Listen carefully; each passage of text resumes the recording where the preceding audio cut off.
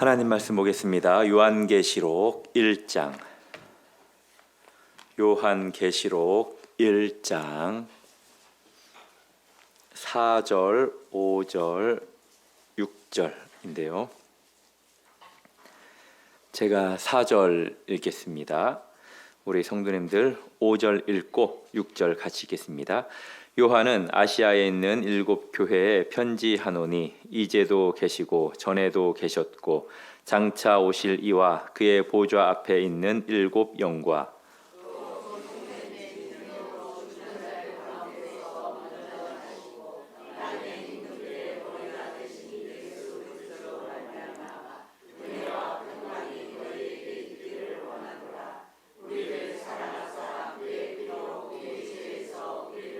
함께요. 그의 아버지 하나님을 위하여 우리를 나라와 제사장으로 삼으신 그에게 영광과 능력이 세세토록 있기를 원하노라. 아멘. 우리 옆에 분들에게 그래도 잘 오셨다라고 인사 한번 하겠습니다. 참 잘 오셨네요. 주일날 이렇게 오후 예배까지 드리신다라는 게 결코 쉽지 않은데 이 오후 예배 시간을 통해서 또 주님이 주시는 그 때를 따라 돕는 은혜를 가지고 귀가하시는 저와 우리 성도님들이 되었으면 좋겠습니다. 이 세상을 살아가다 보니까 정말 지금이 정보의 시대에 절정의 시대가 아닌가 그런 생각이 듭니다. 이제 알고리즘을 통해 가지고 우리가 원하는 그러한 좀 정보를 얻고자 할 때에 끊임없이 밀려오는 정보를 접할 수가 있는데요. 그 정보를 이제 접하면서 계속 드는 생각은 이야기들이 조금씩 이렇게 바뀌더라고요. 그러면서 어떤 게 진짜인가? 과연 무엇이 정확한 정보인가? 라는 그러한 생각을 하게 됩니다. 뭐 뉴스, SNS, 유튜브 할 것 없이 그 쏟아내는 이야기 속에서 무엇이 진짜지? 과연 내가 무엇을 붙들어야지? 라는 그러한 생각을 하게 된다는 거죠. 이렇게 이제 증인, 증언, 정보 이제 이런 것들이 현 시대를 살아가고 있는 우리들에게 있어서 아주 중요한 문제라고 생각이 듭니다.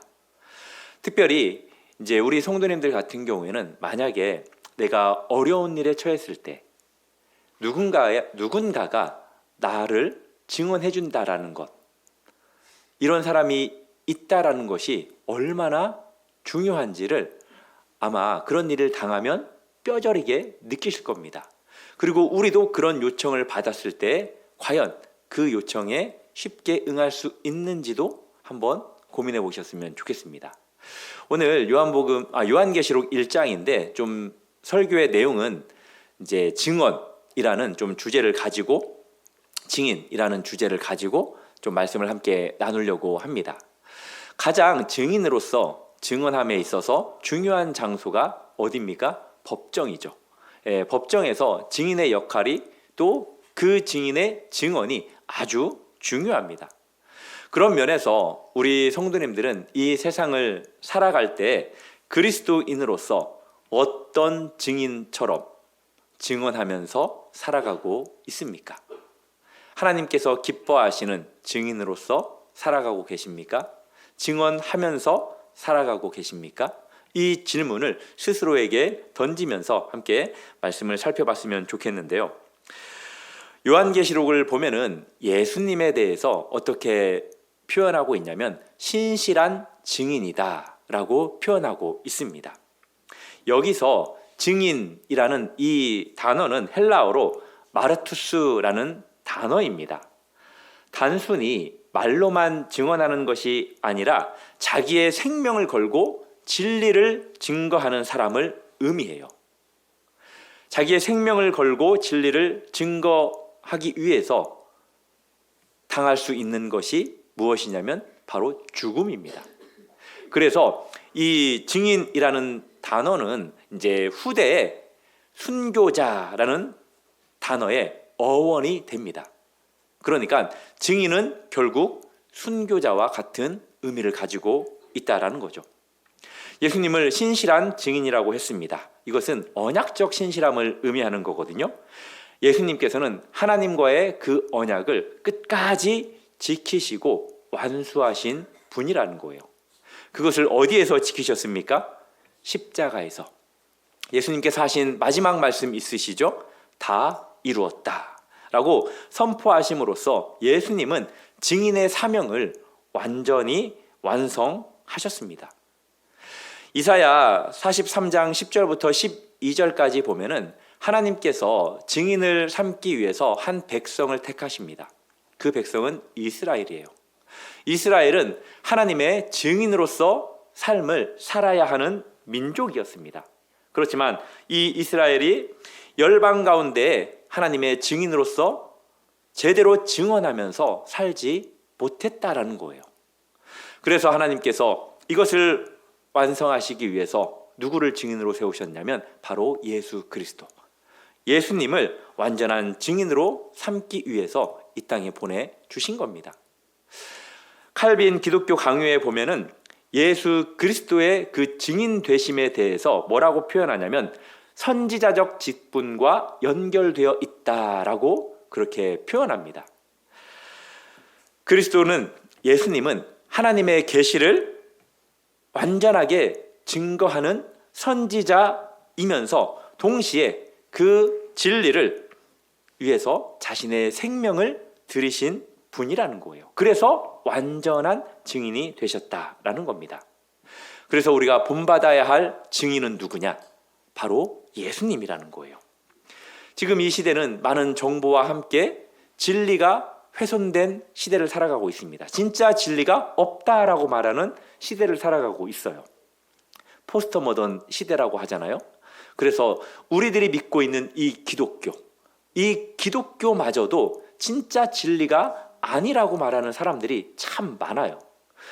제가 우스갯소리로 이야기를 해드렸었던 적이 있죠. 독일에서 신학교에서 신학교 교수가 성경책에서 어떤 내용이 진리냐, 이게 다 진리라고 믿냐라고 했을 때 진짜 진리다라고 손든 사람이 여러 학생들 중에 한 명 있었다고 하잖아요. 그래서 다른 친구들도 그 학생을 보고 속으로 비웃고, 교수님도 지금도 이런 성경을 참된 진리로 믿는 신학생이 있구나 라고 하면서 이야기를 했다고 하잖아요.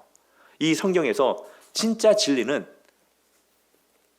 이 겉표지, 이 가죽만 진짜고 안에 일부 진짜가 있고 또 진짜가 아닌 픽션들로 이루어져 있다라고 그렇게 말했다고 합니다. 사랑하는 성도 여러분, 하나님의 말씀, 성경이 참된 진리라는 사실을 우리 성도님들 의심하지 않기를 바랍니다. 그리고 예수님이 참된 진리가 되심을 우리 성도님들도 의심하지 않기를 바랍니다.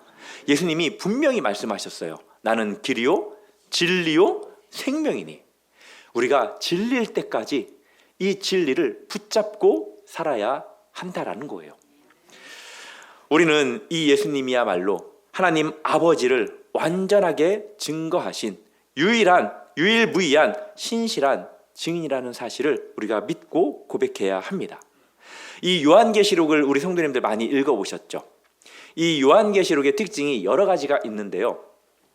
어떤 프레임으로 이 요한계시록이 구성되어 있냐면 증인이라는 프레임으로 이제 묶여져 있다고도 말씀드릴 수 있습니다.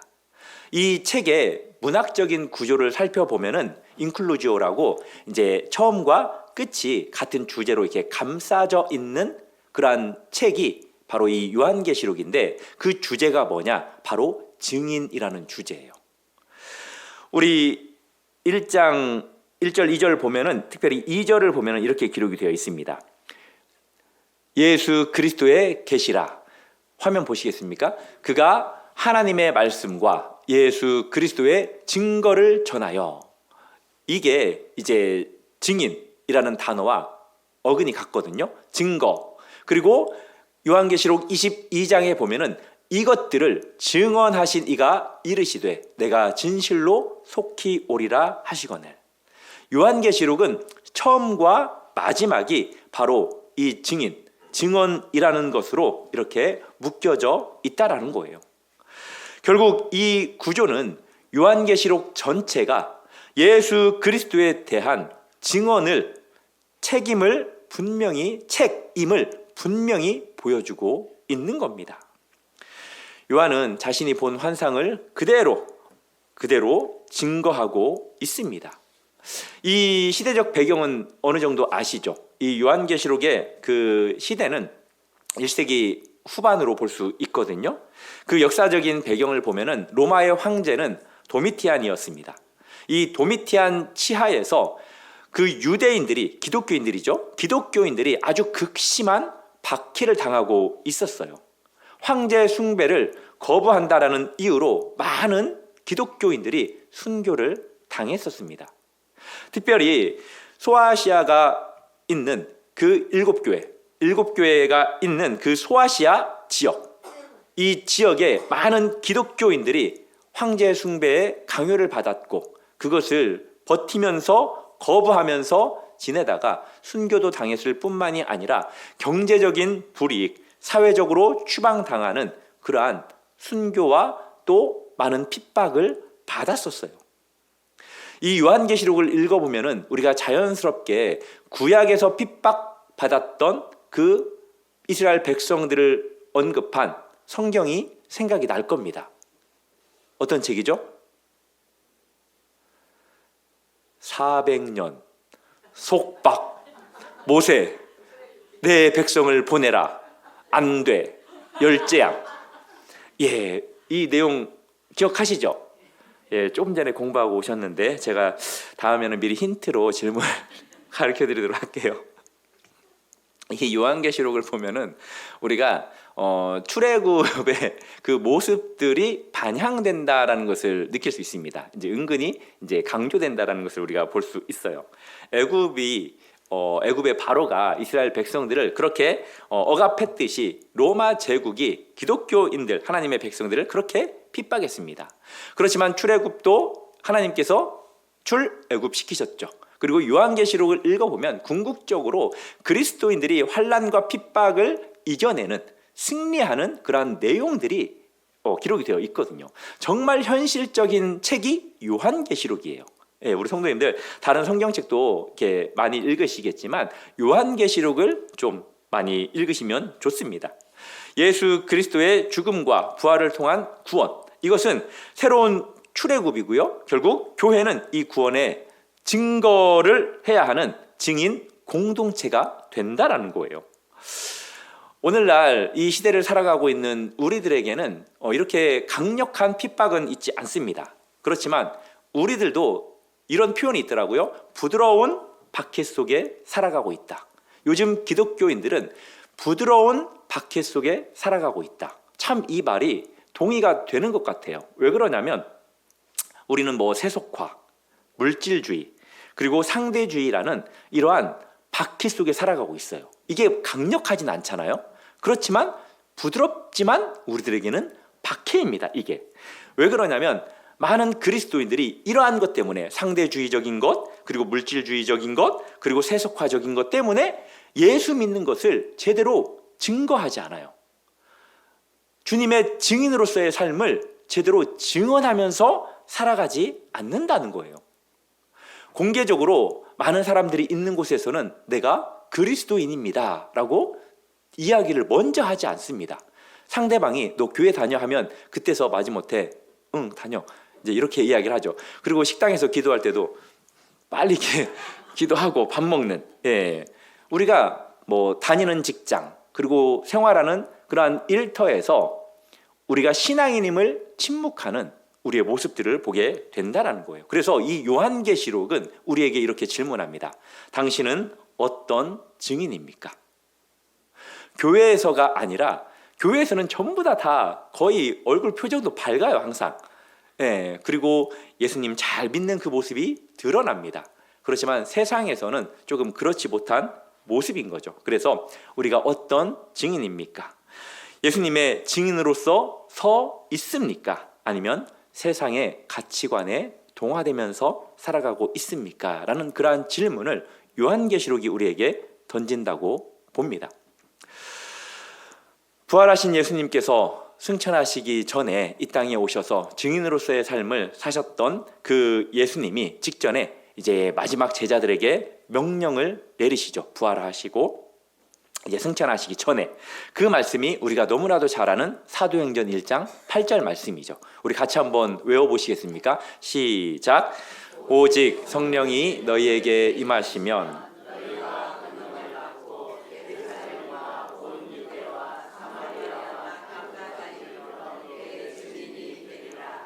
아멘. 사랑하는 성도 여러분, 우리 성도님들은 세상의 증인이 아니라 예수님의 증인 되심을 믿으시기 바랍니다. 그래서 우리가 증인할 때, 이제 증거할 때죠.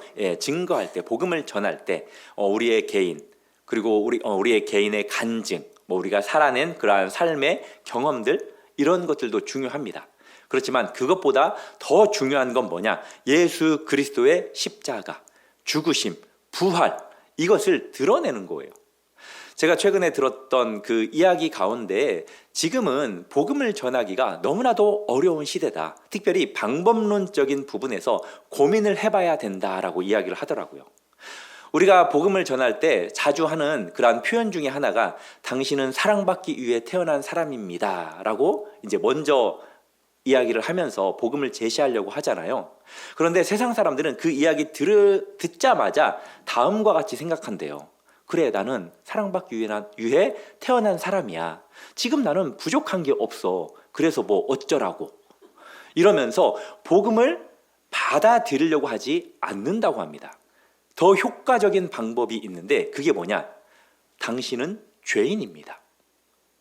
당신은 죄의 삭스로 사망합니다.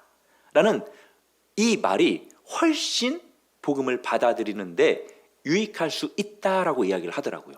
왜냐? 복음이라는 것은 우리가 죄인 된 것을 깨달을 때 받아들이는 거지 다른 것으로 복음을 받아들이지 않는다는 거예요. 그러면 나는 어떻게 해야 되는데? 라는 식으로 그렇게 된다라는 거예요. 그래서 우리 성도님들도 복음을 전하는 이 방법적인 부분을 고민을 하시고 또 대상에 맞게 우리가 복음을 지혜롭게 전할 필요도 있다고 봅니다. 증인의 사명은 우리 인간적인 능력보다도 누구의 능력이 덧입혀져야 될까요? 성령의 능력입니다. 사도행전 1장 8절에서도 예수님께서 분명히 말씀하셨습니다. 오직 성령이 너희에게 임하시면. 성령의 능력으로 우리가 증인의 삶을 가능하게 된다라는 거예요. 성령님이 우리에게 그렇게 살 수 있도록 능력을 주신다는 거예요. 사도행전 전체를 보면은 이 약속이 어떻게 실현되고 있는지에 대한 여러 증인들의 이야기가 나와요. 대표적인 이야기 몇 가지만 이야기해드리자면 베드로의 그 오순절 설교, 성령의 능력으로 많은 사람들이 주께로 돌아왔죠. 스데반의 순교, 빌립의 전도, 바울의 회심과 선교 여행, 다 성령의 능력으로 감당했던 것들입니다. 그러니까 우리가 증인으로서의 삶을 살기 위해서 구해야 될 것은 성령의 능력입니다. 성령의 능력이 증인의 원천이 된다라는 거예요. 교회는 그리스도의 증인으로 부름받은 공동체입니다. 그리고 땅끝까지 복음을 전해야 될 사명이 있고 이 복음이 전해지면 그때서 주님께서 다시 오실 날이 올 것입니다.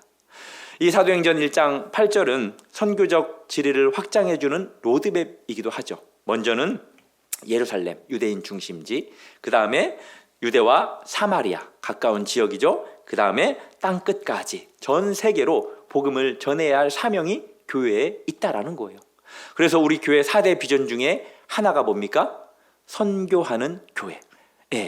여러 4대 비전이 있지만 그 중에 하나가 바로 선교하는 교회라는 거예요.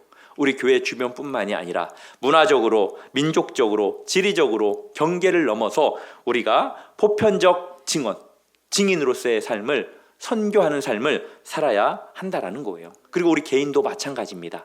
개인도 가까운 곳을 벗어나서 멀리까지도 우리가 복음을 전할 수 있는 그러한 삶을 살아야 한다라는 거예요. 신학자 중에 브라켈이라는 네덜란드 신학자가 있습니다. 이 신학자가 그리스도인의 합당한 예배라는 책에서 다음과 같이 이야기를 했어요. 진정한 증인은 내면의 성화와 외적인 증언이 일치해야 한다. 우리가 너무나도 잘 아는 말씀이죠. 우리는 성화를 원합니다, 기본적으로. 그리고 증인의 삶을 살기를 원해요. 그런데 우리의 삶이 외적인 것과 내적인 것이 다를 때 그 영향력은 상당히 줄어들게 된다라는 거예요. 세상 사람들은 성경을 보는 게 아니라 우리를 통해서 성경을 본다라고 볼 수 있거든요. 우리를 통해서 주님을 그들은 바라보거든요. 주님을 평가할 때 우리를 보고 평가하거든요. 그래서 우리의 내면과 그리고 외적인 것이 같을 때 그들이 우리로 하여금 예수 믿는 사람이구나, 그리고 자신들도 예수를 믿어야 되겠다라고 생각해요. 우리의 삶 자체가 복음의 증거 아닙니까? 말로만 증언하는 것이 아니라 우리의 행동, 우리의 태도, 우리의 관계 속에서 그리스도의 향기를 바라는 저와 우리 성도님들 되기를 주님의 이름으로 축복합니다. 요한계시록에서 이 증인이라는 단어가 어떤 단어와 같다고 그랬죠? 같을 수 있다고 그랬죠? 순교자라는 단어와 이제 같다라고 말씀을 드렸습니다. 이것은 진정한 증언은 생명을 거는 그러한 일이 된다라는 거예요. 요한계시록 2장 13절에 보면은 한 인물이 나와요. 누가 봐, 안디 봐, 그만 봐. 네, 안디바라는 인물이 나옵니다. 답변을 빨리 하실 줄 알았는데, 요한계시록 2장 13절 말씀 한번 펼쳐보시겠습니까? 같이 한번 읽어보겠습니다. 시작. 내가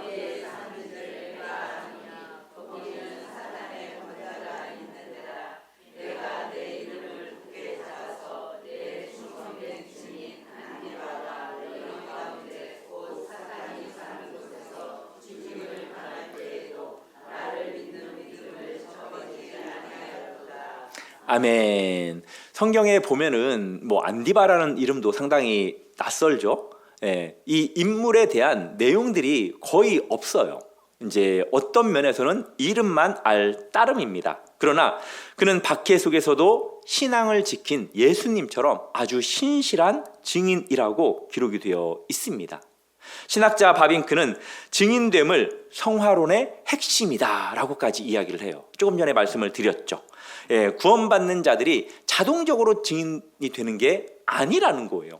성령의 인도하심을 따라서 지속적으로 그리스도를 닮아가는 그 과정, 성화를 통해서 증인이 된다라는 거예요. 결국 내가 주님을 닮아가는 사람이다 라고 하면은 어떤 삶이 동반되어야 하냐면 증인의 삶으로서의 삶이 동반되어야 한다라는 거예요.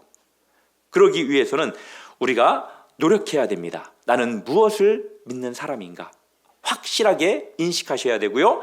어떻게 살 것인가? 노력하셔야 되고요. 누구에게 전할 것인가? 라는 것을 생각하면서 증인으로서의 삶을 살아야 된다는 거예요. 그런데 우리가 이 증인, 뭐 순교자와 같은 단어다라고 했을 때 그러면 내가 뭐 해외에 나가서 오지 아프리카에 가서 예수 그리스도만이 구주가 되신다라고 외치고 그냥 창에 칼에 이렇게 찔려서 베어서 순교하면 되지라고 생각할 수도 있겠지만, 사랑하는 성도 여러분, 그런 생각은 하지 마시고요. 우리 성도님들은 진짜 오리지널 생명을 탁 죽는 그러한 순교가 아니라 사도 바울과 같은 순교하는 삶을 사셨으면 좋겠어요. 사도 바울이 고린도전서 15장 31절에서 뭐라고 고백했는 줄 아세요? 자기는 죽는데요. 어떻게 죽는다고요? 1년에 한 번? 맞아요. 날마다 죽노라. 날마다 죽노라. 라는 이 고백이, 사도 바울의 고백이 그냥 나는 뭐 그냥 날마다 뭐 어떻게 죽는다 라는 것을 말하는 것이 아니라 복음을 전하는 증인으로서의 삶, 순교하는 그러한 삶을 날마다 사노라 라고 말하고 있는 겁니다. 사랑하는 성도 여러분, 우리들이 이렇게 어디에서 살아야 되느냐? 일상에서 살아야 돼요.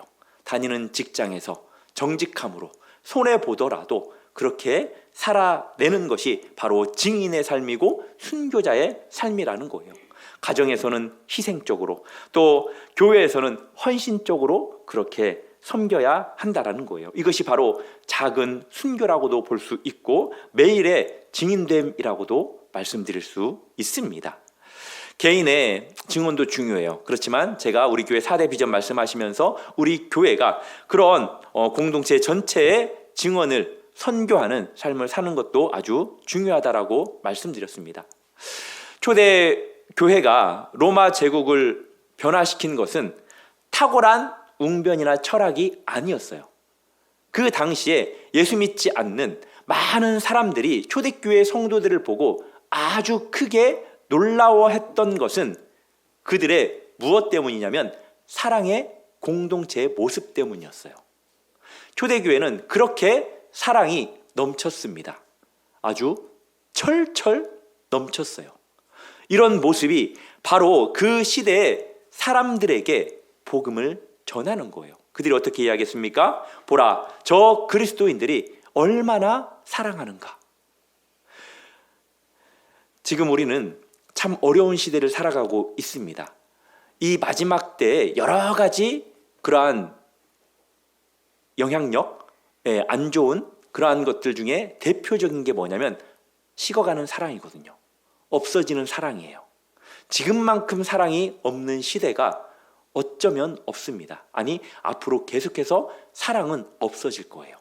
그런데 우리 교회는 조금씩 더 사랑이 쌓아져 가기를, 풍성해지기를 주님의 이름으로 축복합니다.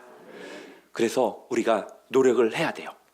오늘날 교회가 세상에 설득력 있는 그러한 영향력을 발휘하려면 좀 다음과 같은 그러한 모습들을 보였으면 좋겠습니다. 그건 뭐냐?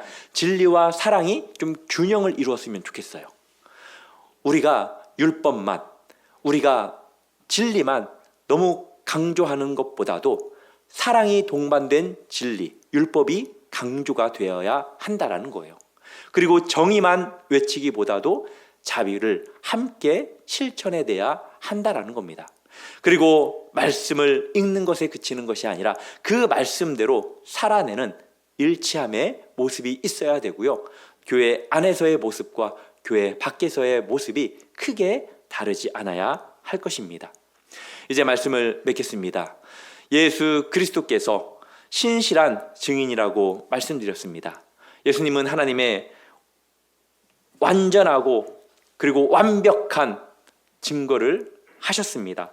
그 증언을 위해 십자가에서 생명까지도 드리셨어요. 부활하신 그분은 우리에게 동일한 사명을 주셨습니다. 내 증인이 되라. 내 증인이 되라. 이 사명을 우리는 다 부여받았습니다.